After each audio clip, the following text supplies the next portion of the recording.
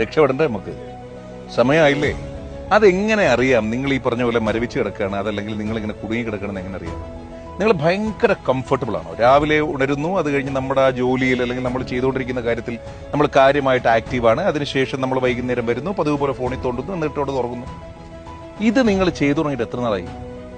എത്ര കൊല്ലമായി നിങ്ങൾ ഈ പറഞ്ഞതുപോലെ ഒരേ സോഴ്സ് ഓഫ് ഇൻകത്തിൽ തന്നെ, ഒരേ രീതിയിൽ തന്നെ, ഒരേ റുട്ടീനിൽ ഭയങ്കര മൊണോട്ടണസ് ആയിട്ട് ജീവിക്കുന്നു?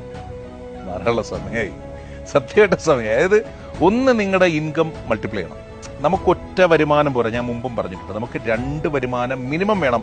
അതിലേറെ വരുമാനം കൊണ്ടെങ്കിൽ അത്രയും നല്ലത്. 2, നമ്മൾ സോ കംഫർട്ടബിൾ ആയിരിക്കുന്ന ഒരു സ്പേസിൽ തുടരരുത്. നമ്മൾ അവിടുന്ന് മാറണം, എത്രയും പെട്ടെന്ന് ചാടണം. എന്നിട്ട് പുതിയ ചിലപ്പോൾ റിസ്ക് ഒക്കെ സംഭവിക്കും. ലൈഫാണ്, റിസ്ക് ഇല്ലാത്ത കാര്യങ്ങൾ. നമ്മളൊക്കെ എത്രയോ പേരുടെ കഥ കേട്ടിട്ടുണ്ട്. ഞാൻ തന്നെ ജീവിതത്തിലൂടെ കടന്നു പോയിട്ടുണ്ട്. റിസ്ക് എടുക്കാതെ നമുക്ക് വിജയം ഉണ്ടാവില്ല. റിസ്ക് എടുക്കണമെന്നേ ഉള്ളിലൊരാഗ്രഹമുണ്ടെങ്കിൽ ആ ആഗ്രഹത്തിന് വേണ്ടിയിട്ടാകണം നിങ്ങൾ ജീവിക്കുന്നത് തന്നെ. തൊട്ടടുത്തൊരു 5 കൊല്ലത്തിനപ്പുറം നിങ്ങൾ തീരെ പ്രതീക്ഷിക്കാത്തൊരു ലെവലിലേക്ക്, മറ്റുള്ളവർ നിങ്ങളെക്കുറിച്ച് പ്രതീക്ഷിക്കാത്തൊരു ലെവലിലേക്ക് നിങ്ങൾ ഉണരേണ്ടതുണ്ട്, ഉയരേണ്ടതുണ്ട്. ഉണരൂ ഉപഭോക്താവേ, ഉണരൂ. ഇനി നിങ്ങളുടെ സമയമാണ്.